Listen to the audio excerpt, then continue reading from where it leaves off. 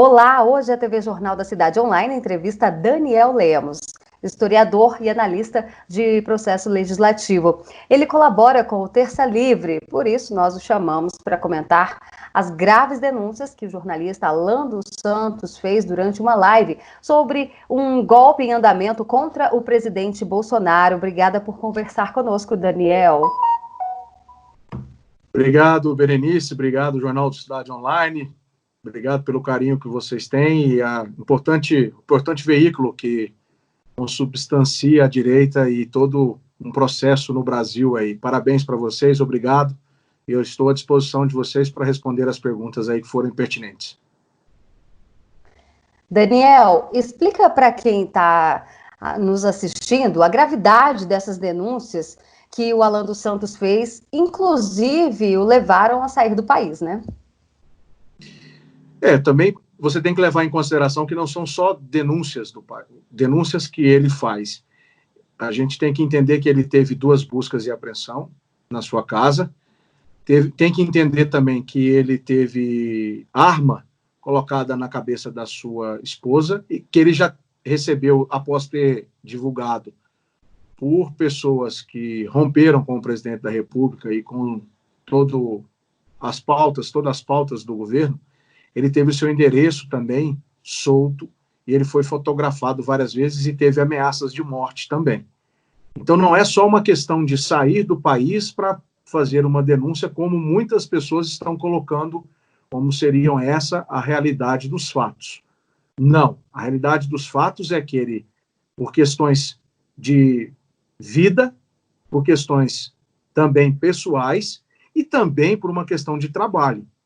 Uma vez que existe uma coalizão conservadora, questão dele ser um dos representantes brasileiros no CIPEC e ter várias oportunidades nos Estados Unidos, ele também pode ser considerado agora, a partir do momento, uma pessoa que vai ser o correspondente do canal Terça Livre, que tem lá seus 1 milhão, mais de 1.200.000 inscritos, né? É uma potência hoje dentro do YouTube e que faz competição direta com a grande mídia esquerdopata, que usa outros mecanismos. Oi, agora, durante essa live de ontem, ninguém esperava, né? São denúncias muito graves. Fala um pouquinho para a gente a respeito dessas denúncias. Sim, na verdade, ele colocou essas denúncias e agora vai apresentar as provas e colocar a pertinência jurídica do processo. Deve ser, sim, levado em consideração o que ele está falando e não desmerecido como o pessoal da esquerda e como algumas pessoas estão fazendo. Haja vista as denúncias que foram feitas recentemente pelo jornalista, se é que eu posso dizer, Glenn Greenwald, inclusive se utilizando de hackers para poder invadir um celular, né, para pegar conversas de um ministro da Justiça junto com um procurador do Ministério Público da Lava Jato, que foi o Deltan Dallagnol.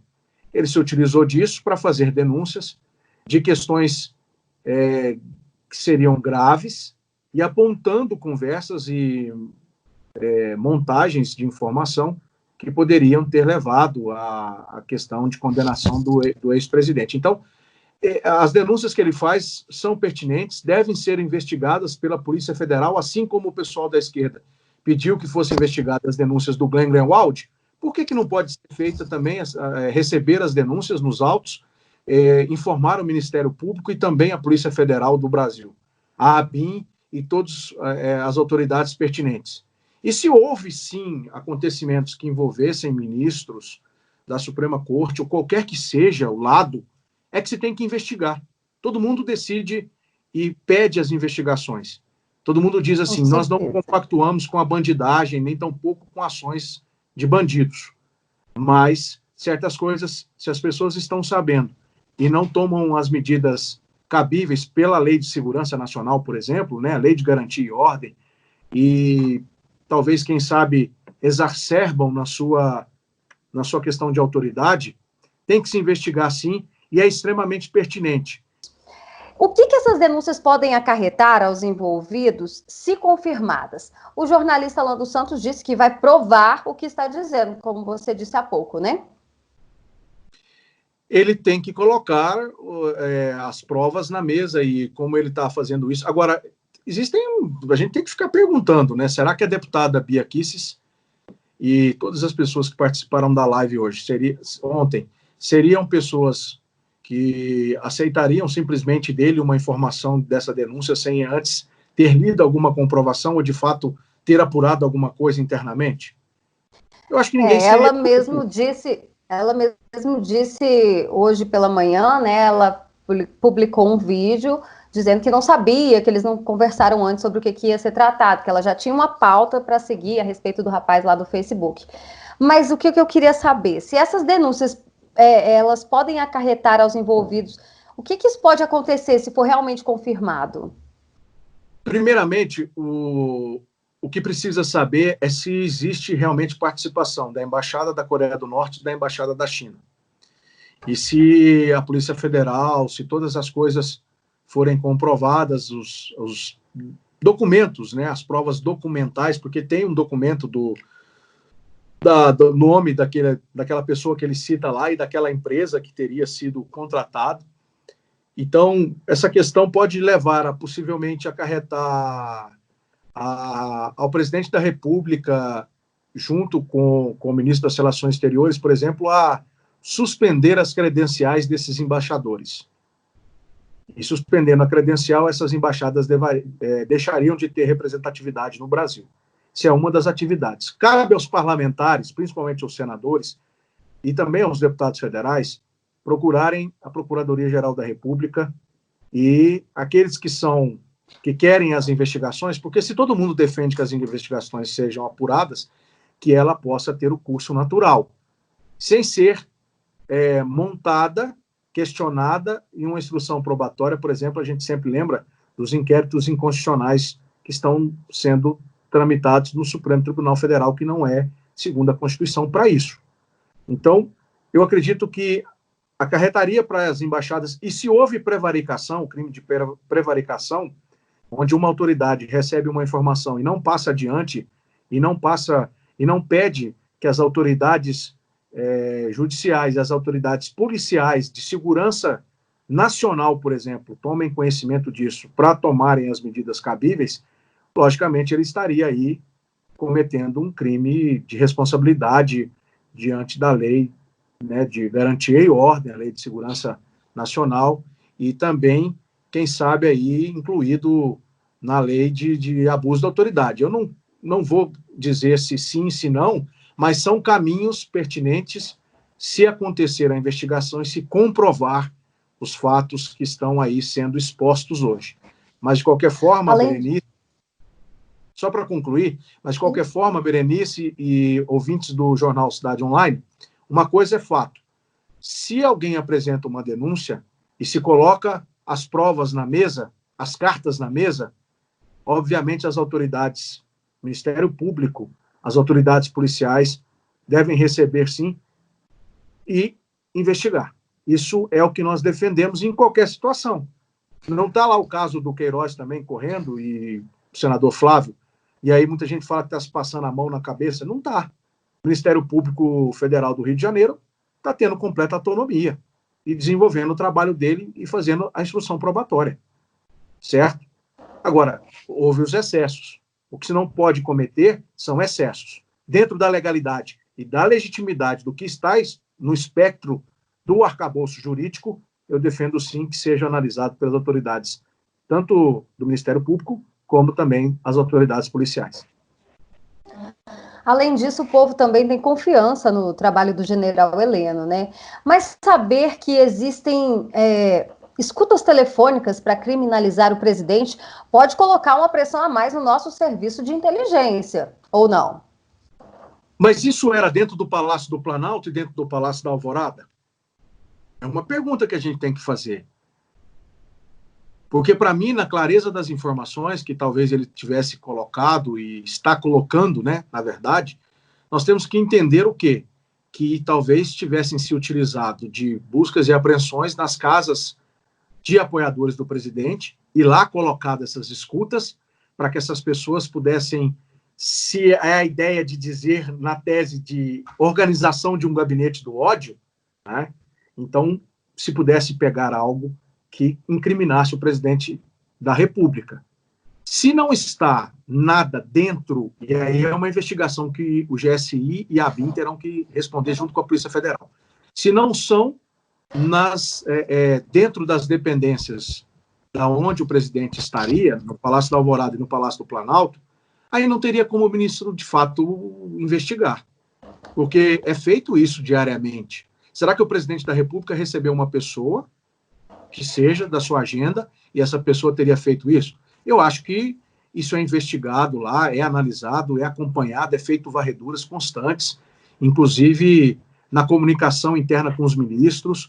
Houve aquela decisão do Supremo de vazar uma reunião que foi, assim, para mim, na minha opinião, descabida e totalmente irresponsável, né? Mas eu não creio que ele estaria falando de que isso teria acontecido dentro do campo do Palácio do Planalto e do Palácio da Alvorada, que teria se utilizado dessas pessoas, colocado escutas em buscas e apreensões. Isso é o que o jornalista Alan está dizendo e deve comprovar depois com informações, para que essas pessoas, se caso tivessem contatos com ministros ou com o presidente da República, ou entre si se falassem, como a gente já viu que não existe robô, que a própria Procuradoria-Geral da República, no inquérito das fake news, e a Polícia Federal disseram, olha, a gente teve busca e apreensão, a gente pegou as coisas, a gente não conseguiu identificar robô. E tampouco eles vão dizer, existe um gabinete do ódio organizado com dinheiro público entrando lá. Até agora não tem nada. Não existe nenhuma comprovação, não existe ninguém pagando. Aí talvez teria se utilizado disso para fazer buscas e apreensões e tentar pegar alguma fala dessas pessoas nas suas residências privadas, o que é algo gravíssimo e que, por si só, já deveria ser investigado, na minha opinião, também. Caso essas denúncias sejam comprovadas, quais as atitudes que o Brasil deve tomar em relação à China e à Coreia do Norte? Como eu já disse para você, cabe aí ao ministro das Relações Exteriores fazer um alerta, como já tinha feito anteriormente. Lembra que o ministro Ernesto Araújo fez um alerta ao embaixador chinês? Disse, o senhor está ultrapassando os seus limites regimentais e que as normas internacionais de procedimento devem ter de convívio, de bom convívio dentro de um país. Então, a mesma coisa, provavelmente, se comprovado a participação, eu acredito que o caminho mais pertinente é suspender as credenciais desses embaixadores e solicitar que eles possam retornar aos seus países de origem.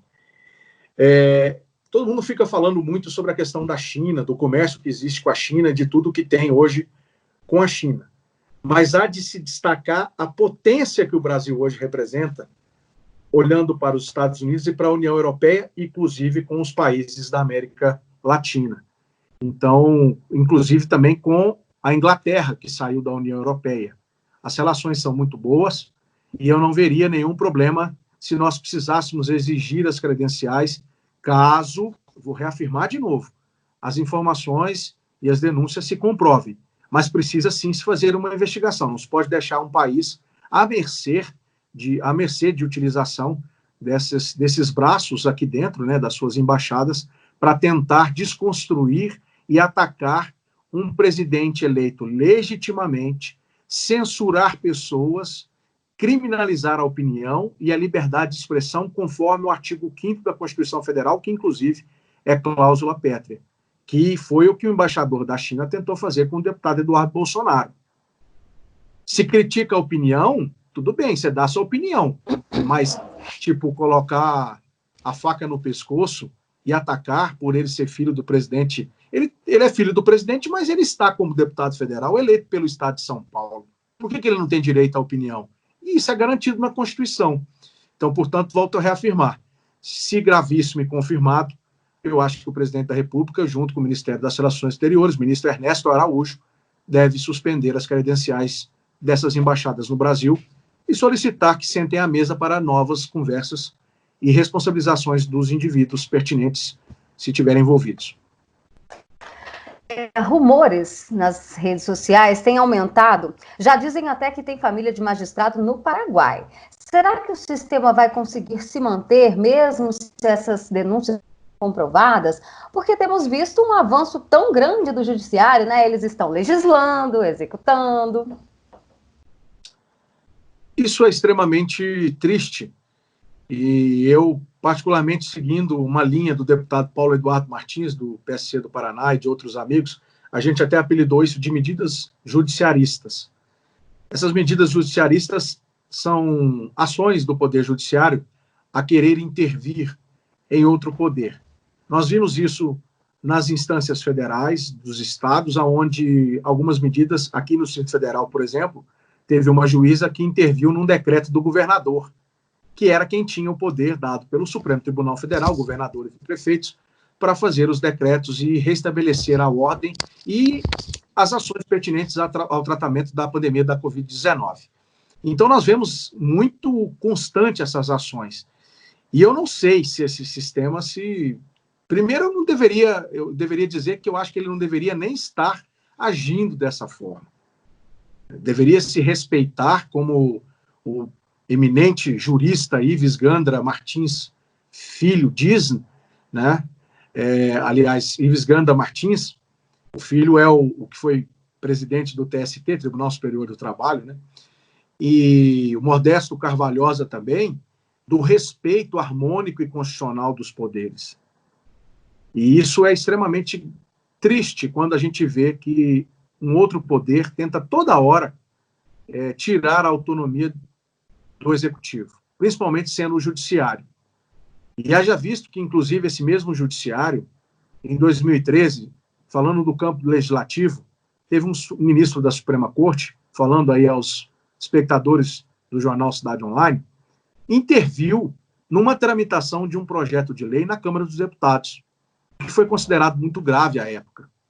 Até porque o Supremo deveria se manifestar, em caso de sanção da lei, se ela poderia ser depois questionada no Supremo sobre a sua constitucionalidade ou não. Mas não parar a tramitação de um projeto de lei. E isso foi feito. Era um projeto de lei que visava coibir a criação de partidos no Brasil, aumentar, né, a possibilidade de que a brecha que sempre existiu na Constituição sobre a criação dos partidos. E isso fazer através do Código Eleitoral, das leis eleitorais. Então, foi suspenso a tramitação desse projeto. Isso em 2013. Eu estou trazendo um caso para vocês de 7 anos atrás. E agora imagine como está estarrecido o povo, que segundo a Constituição todo o poder emana do povo. É o povo que exerce o seu direito de constituir os seus representantes pelo sufrágio universal, que é o voto. E aí a gente assiste o judiciário toda hora intervindo. O presidente apresenta uma medida provisória, a esquerda vai lá, entra, ele suspende a medida provisória. Faz uma lei, vai lá, pede, suspende trecho dessa lei. E é em caráter liminar, via mandato de segurança, o que é pior ainda. E agora, recentes decisões do presidente da Corte, que, assim, na minha opinião, foram totalmente errôneas, de suspender processos ou investigação contra um senador da República, né? Buscas e apreensões em gabinetes que aconteceram recentemente na Câmara dos Deputados, de intervir em situações assim no período do recesso judiciário. Então, isso é muito... É algo que nos assusta, mas é aquela situação, Berenice. Permanece ainda o povo, e é esse povo que está comandando o país e que fez a eleição de um presidente conservador de direita, liberal econômico. É esse povo que está entendendo a mecânica de como funciona um país. Querem eleger outro governo, agora só em 2022. Não fiquem tentando aí fazer um terceiro turno a todo custo, inventando coisas, inclusive essa arapongagem barata aí que agora está a ser denunciada. E se isso tiver confirmação, pior de tudo vai ser rir da cara desses paspalhos, assim, se eu posso dizer essa palavra, né? Ou dessas pessoas que se utilizaram disso para tentar descobrir alguma coisa sobre o presidente da República, usando escutas nos seus apoiadores. Pois é, vamos aguardar então os próximos capítulos. Daniel, tirar um tempinho e falar com o nosso público. Eu que agradeço vocês, eu estou sempre à disposição. É um prazer, primeira oportunidade que eu tenho, né, de falar com você, Alessandro e todo mundo do jornal Cidade Online aí. Deus abençoe vocês e sigam trabalhando constantemente, e que Deus abençoe vocês, que não sejam censurados, que não sejam atacados pela ditadura que está tentando se impor aí, né? E continue sempre fazendo jornalismo e sendo arautos aí da verdade e de boas informações para que o povo possa seguir aí ao lado de vocês. Obrigada. Bom, então hoje conversamos com o Daniel Lemos, que é colaborador do Terça Livre, além disso, analista de processo legislativo, grande historiador. Eu sou Berenice Leite, direto de Brasília para a TV Jornal da Cidade Online.